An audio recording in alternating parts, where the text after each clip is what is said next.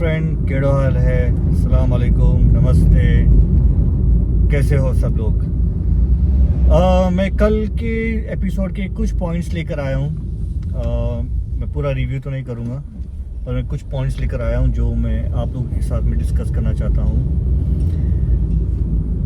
कि big boss की इतनी क्यों जली है कि मुनव्वर फारूकी ने उन्हें कुछ जवाब दे दिए और मनारा के अगेंस्ट चला गया और मनारा के एक पॉइंट लेकर उन्होंने सीधा सीधा मुनव्वर फारूकी को एक कैटेगरी टास्क में कन्वर्ट कर दिया।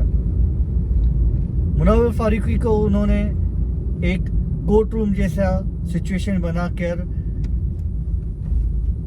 उसको इतना डिफेम और इतनी बेइज्जती जिल्लत देने की कोशिश की कि आप कह नहीं सकते। ऊपर से जो जज रखे हुए थे, दो जज, वो दो ऐसे बेवकूफ जज थे। एक जज जिसको हिंदी आती ही नहीं है और ना ही समझता है, और दूसरा जो मुनव्वर के ऑलरेडी इतना अगेंस्ट था कि उसे बोलने के लिए भी चांस नहीं दे रहा था, उसे बोलने के लिए भी चांस नहीं दे रहा था, ना ही अंकिता को बोलने के लिए चांस दे रहा था। जज कभी भी कोर्ट रूम में जब तक सारे वर्डिक्स कंप्लीट नहीं होते बीच में बोलता नहीं है, सिर्फ ओवर रूल और परमिशन के लिए। ये बीच बीच में अपने फैसले सुनाते जा रहा था। विक्की ने बिग बॉस का साथ काफी अच्छा निभाया। अंकिता अपने पॉइंट्स रखना चाहती थी पर उसे बोलने नहीं दिया, ना ही मुनव्वर को बोलने के लिए दिया। भाई बिग बॉस, तुम्हारी इतनी क्या जली पड़ी है जो आप मुनव्वर को कहते हैं कि आपको तो मेरी भी जरूरत नहीं पड़ती है बोलने की। अगर वो बोलता भी तो भी आप टोक देते उसे कि वो आप ये कहते कि ये अदालत अरुण और औरा की है तो आप बीच में नहीं बोल सकते। तो वो बंदा करे तो करे क्या? और जब आपने नेशनल टीवी पे आयशा का सारा कन्वर्सेशन आपने दुनिया को बता दिया और आयशा ने भी मैक्सिमम सारी बात घर वालों को बता चुके हैं, तो फिर वापस से ये चीज कंडक्ट करने की आपको जरूरत क्या थी?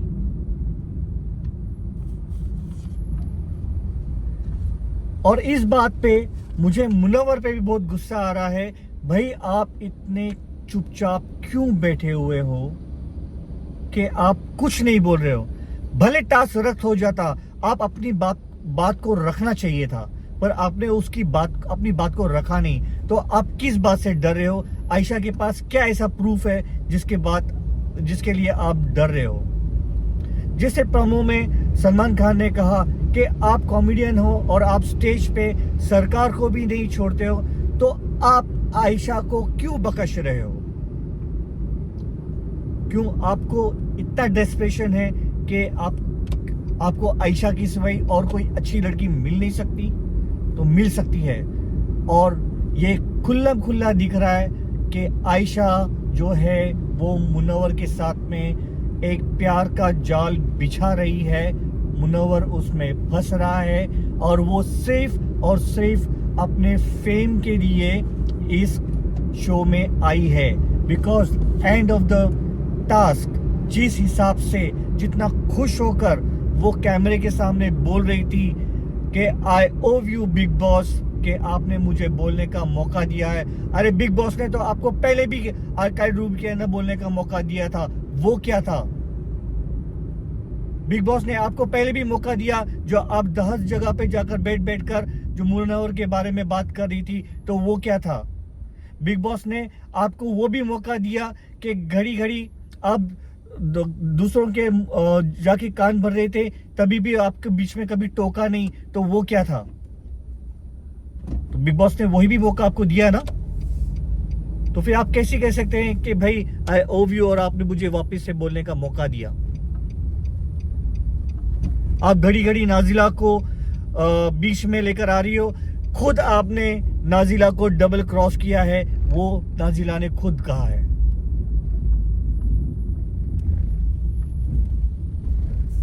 एक यूट्यूब रिव्यूअर को, जो मुनव्वर और नाजिले का अच्छा नजदीक वाला बंदा है। तो आप सिर्फ फेम के लिए आए हो नाजिला, गुड जॉब विक्की भैया, बिग बॉस का पपेट बनने के लिए और अपने आप को प्रूव करने के लिए कि नहीं, बिग बॉस मैं वही करूंगा जो आप मुझसे करने कहेंगे। जो गलती मुनव्वर ने की वो गलती अब मैं नहीं करूंगा।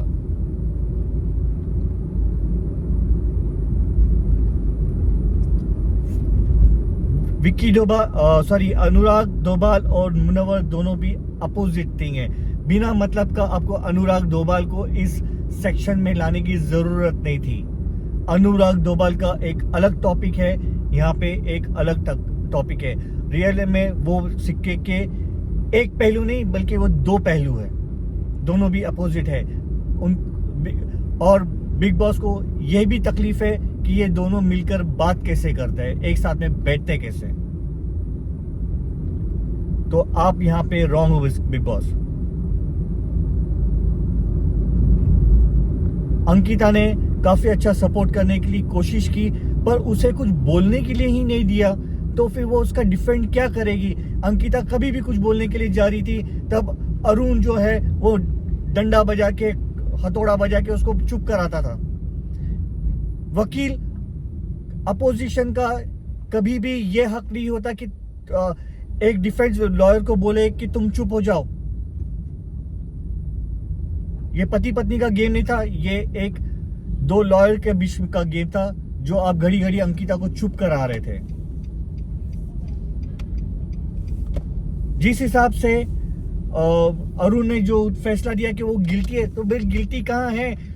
आपको अंकिता ने कंप्लीटली जो है प्रूफ कर दिया था कि वो अपने रिश्तों में क्लियर है, तो रिश्तों में वो गिल्टी किधर था, किधर उसने रिश्तों में उसने ये कहा कि मनारा का उस, जैसे मुनव्वर ने कहा कि शायद ये मनारा के लिए ही पूरा टास्क रखा गया था। और आई क्लैप फॉर यू मनारा कि जो आपने मुनव्वर को जो कहा कि अगर मैं किसी से प्यार करती तो मैं ऐसा स्टेप उसे डिफेम करने के लिए नहीं ले सकती, ना ही उसे हर्ट करने के लिए ये स्टेप ले सकती हूँ, किसी के करियर के ऊपर आके उसे इतना बदनाम कर सकती हूँ। रियली में जो प्यार करते हैं वो ये सब चीजें नहीं करते। उन्हें अपने प्यार को तकलीफ देने में मजा नहीं आ रहा है, और आयशा जो है वो अपने प्यार को तकलीफ देने में मजा ले रही है। तो ये आपको सॉरी करने के लिए नहीं आई, अपनी सॉरी लेने के लिए नहीं, वो आई है अपने आप को इस शो में लेकर आने के लिए, अपना फेम बढ़ाने के लिए, अपना फॉलोअर्स बढ़ाने के लिए, और कुछ नहीं है। मिस्टर मुनव्वर, कोई जाकर मुनव्वर को ये सब चीज बताए।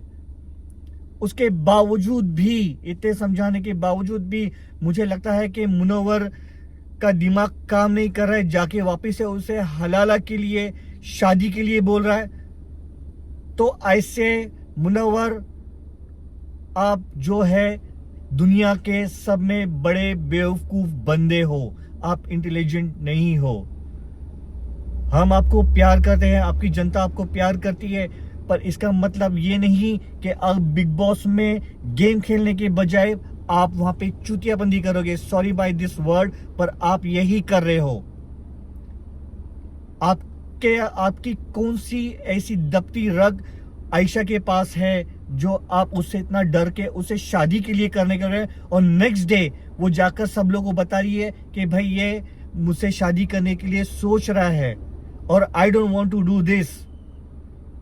सो काइंडली क्लियर करो उस बंदे को कि भाई ये लड़की फेक है, तुम्हारी जिंदगी के लिए ये सही नहीं है, ये तुम्हारी जिंदगी के लिए सही नहीं है।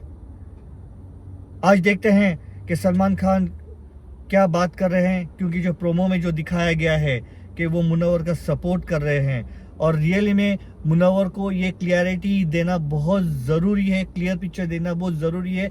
इवन मुनव्वर को ये भी डांटना ज़रूरी है कि भाई आप क्या चाहते हैं, क्यों इस लड़की के ट्रैप में फंसते जा रहे हो, भाई निकलो इस ट्रैप से और खेलो अपना गेम।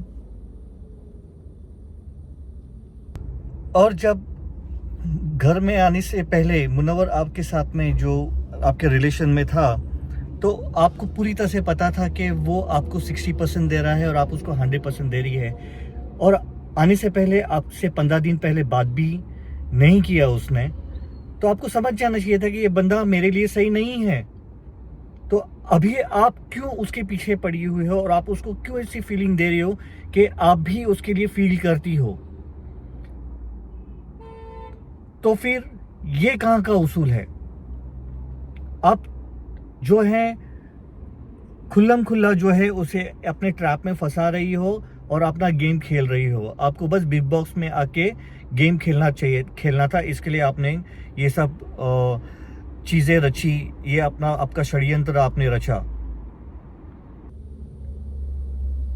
बस दोस्तों, मुझे बस इतना ही कहना था। प्लीज़ मेरे वीडियो को लाइक कीजिए, फॉलो कीजिए और मुझे हेल्प कीजिए ग्रो होने के लिए, क्योंकि मुझे भी बढ़ना है यार। टेक केयर, अल्लाह हाफिज़, दुआ में याद रखना, बाय बाय।